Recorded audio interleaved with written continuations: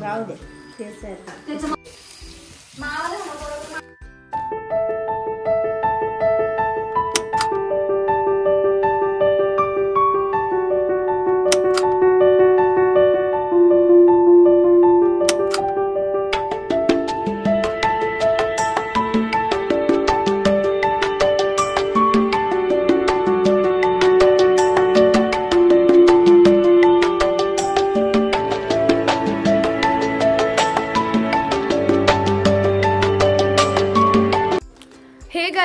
तर आज आहे माझ्या उपवासाचं उद्यापन. म्हणजे मी मंगळवारचे उपवास केले होते. तर आमची कुलदैवी आहे सुरकुंडीची महालक्ष्मी. तर तिकडचे म्हणजे मी त्या देवीचे उपवास केले होते. तर मग त्याचं आज उद्यापन आहे. तर मग आज आम्ही ते उद्यापन कसं करतोय ते तुम्ही नक्की पहा. आणि पहिले आम्ही चाललोय मंदिरामध्ये, म्हणजे महालक्ष्मीचं मंदिर आहे सुरकुंडीला. तर मी तिकडे जाणार आहे. तर तिकडे जाऊन मी तुम्हाला दाखवते की आम्ही कसं सगळं म्हणजे पूजा वगैरे करतोय ते आणि आजचा दिवस कसा स्पेंड करतोय ते. So let's go. तर वाळदमधून आम्ही लेफ्ट साईडला टर्न घेतला. म्हणजे आम्ही आवाड साईडने आलो होतो तर तिकडून राईट, आणि जर राजगुरुनगर साईडने म्हणजे वाड्याच्या पुढून आलं तर लेफ्ट टर्न आहे. आणि वाळदातून लेफ्ट टर्न घेतल्याच्या नंतर पुढे जरा आलं की तिथे लागतं म्हणजे एक पूल लागतं वाळदाचा. हे पहा, या पुलावर मी इतके सारे फोटोशूट्स केलेले आहेत, माझे इतके सारे फोटोज काढलेले आहेत. खूप सुंदर पूल आहे. इथे पण थांबून तुम्ही फोटोज काढू शकता आणि खालचा व्ह्यू पण एन्जॉय करू शकता. पण एवढंच की पावसाळ्यात खूप नदी म्हणजे भरलेली असते, तर तिथे पाणी पण साचतं, कधी कधी खूप ओव्हरफ्लो होतो. तर ते म्हणजे थोडंसं पाहून थोडं इन्फॉर्मेशन काढून कधी आलं तर बेस्टच आहे. तर या पुलावरून पुढे गेल्याच्या नंतर ते मंदिर लागतं. तर हे पहा, फायनली पुढून म्हणजे डिरेक्शन तर त्यांनी दाखवलेलं आहे की लेफ्ट साईडला जायचं आहे आणि तिथे मंदिर आहे महालक्ष्मी सुरकुंडी असा बोर्ड लागतो. तिथून 8 टर्न घेतल्याच्या नंतर थोडा कच्चा रस्ता आहे आणि त्यानंतर चांगला रस्ता आहे. हे पहा, ही कमांड लागते. ते इथून पुढे हे पहा, इतकं सुंदर मंदिर आहे महालक्ष्मीचं. मंगळवारचं तिथे म्हणजे लॉक नसतं, मे बी मंगळवारी आणि शुक्रवारी लॉक नसतं तिथे.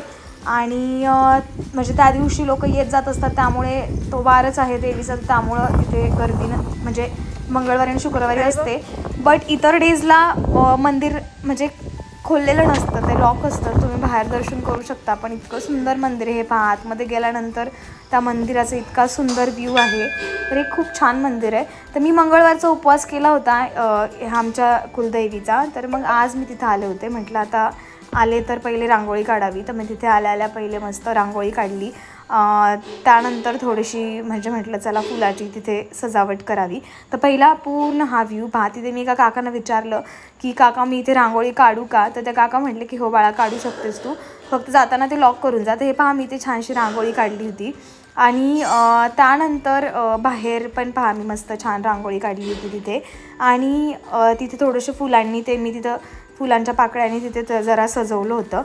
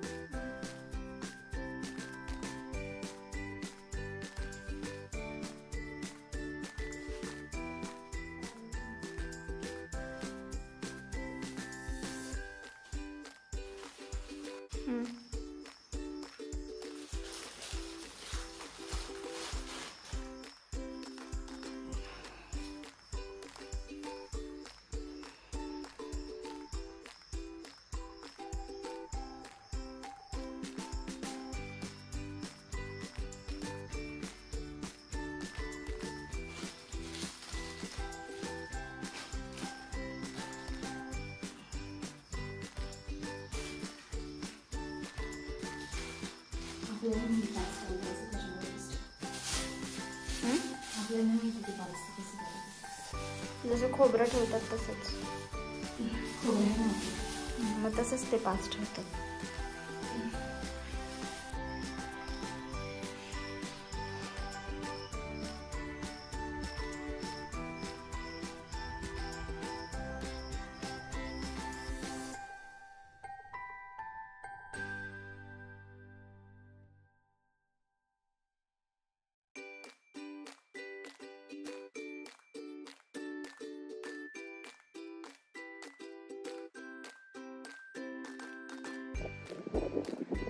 सो गाईज तुम्ही जाताना या पुलावर मस्त छान छान फोटोज काढू शकतात. एक नंबर फोटोज येतात. मी इथे इतके फोटोशूट केले विचारायला जाते. तुम्ही ते फोटो पण थांबून काढू शकता.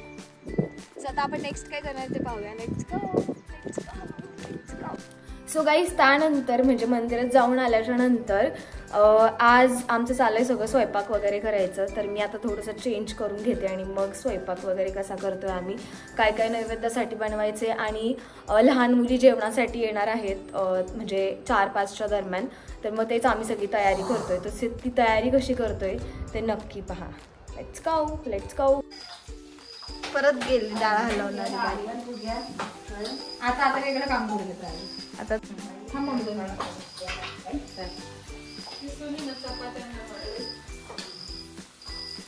हसे गोगे हास.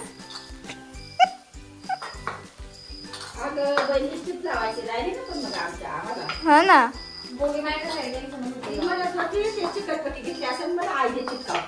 कुठं कुठं चिपकवायची.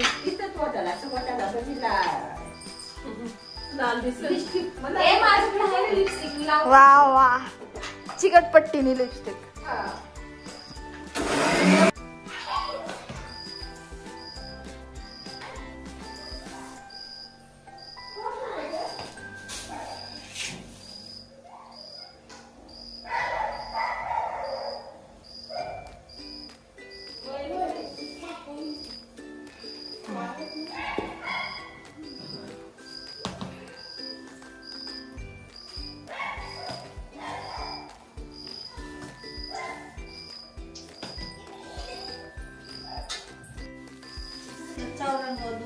चप्पल 7 जणांना 7 किलो पाहिजे ना. हे बी हेच किलो आहेत ना. त्यांना काय देणार आहे का तुम्हाला टिकल्या. अंकुश मामा ये.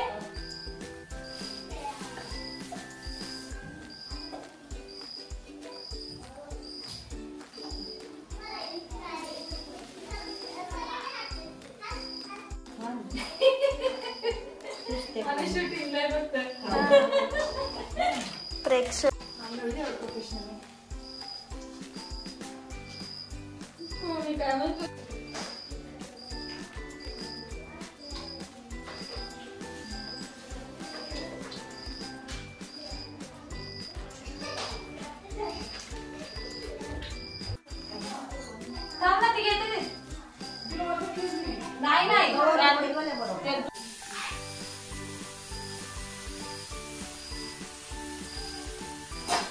इकडे बशी केल्या फिरव.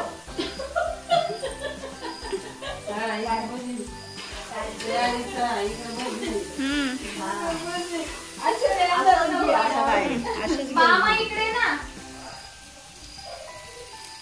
मामाला बरोबर मांडले का बघ ना. बघितलं का मामीच बसले इकडे इकडे पहिला. मामा. सो गाईज मी रांगोळी काढत होते म्हणजे त्या ताटाच्या मापाची. ज्या कुमारिका आम्ही जेवायला बोलवलं होतं तर त्यांचं म्हणजे त्या बसणार होत्या ना तिथे मी रांगोळी काढून घेतली छानशी.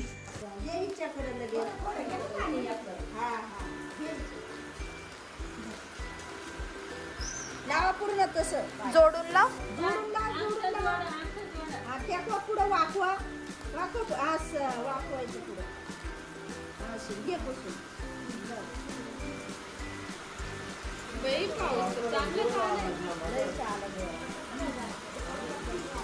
कसं जायचं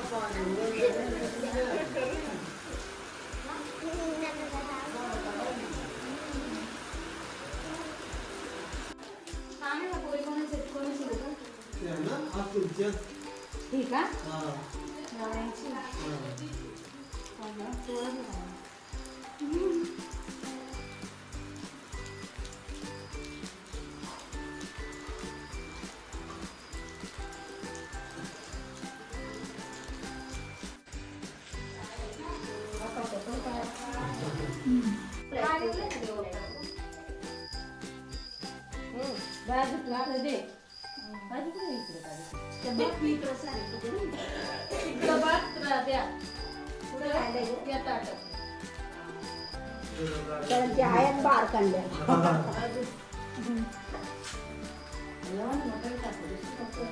राहू दे तेच आहे त्याच्या मापाचीच रांगोळी काढली ना सर मम्मी माग ते चार बाय पायानं नको पुसून हाताने पुसून जमा करून तिकडं खुर्ची का लाव अरे ती याच आहे पाय धुतलेत ना त्यांचे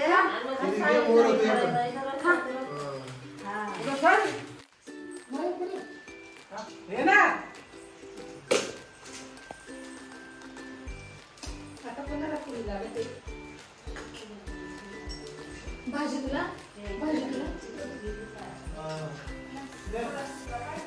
भाजी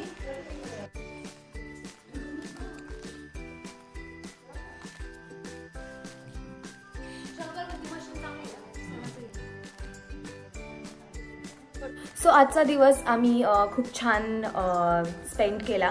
सो तुम्हाला हा ब्लॉग कसा वाटला ते कमेंट्स करून नक्की कळवा आणि लाईक करा या व्हिडिओला, शेअर करा आणि चॅनलला सबस्क्राईब करायला विसरू नका. थँक्यू.